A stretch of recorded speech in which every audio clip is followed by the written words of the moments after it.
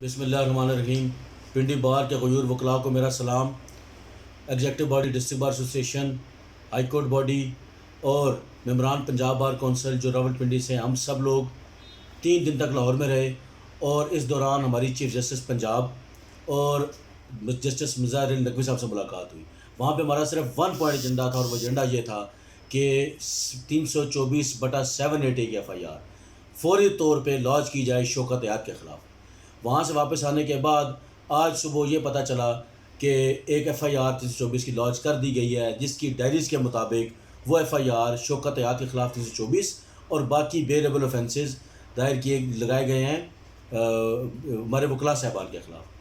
یہ جو FIR دی گئی ہے یہ آئین اور قانون کے ساتھ مذاق ہے، یہ پاکستان پینل کوڈ کی دھجیاں بکھیر دی گئی ہیں۔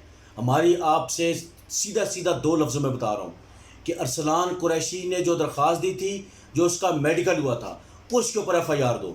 خبردار کوئی اور دیگر حرکت کی گئی۔ یہ تیسرا شخص کون ہے؟ یہ کہاں سے کمپلیننٹ بنا؟ نہ اس نے درخواست دی، نہ وہ موقع پہ موجود تھا، نہ وہاں پہ کوئی اور شخص تھا۔ جو 2 وکلاء وہاں پہ گواہ موجود تھے وہ آپ کے سامنے لے کے آئے، پراپرلی میڈیکل کرایا گیا، پراپرلی پولیس رائے اجازت کی گئی۔ آج آپ ایک ایسی FIR دے رہے ہیں جو نہ ادھر کی نہ ادھر کی۔ ہم اس FIR کو کسی صورت برداشت نہیں کریں گے۔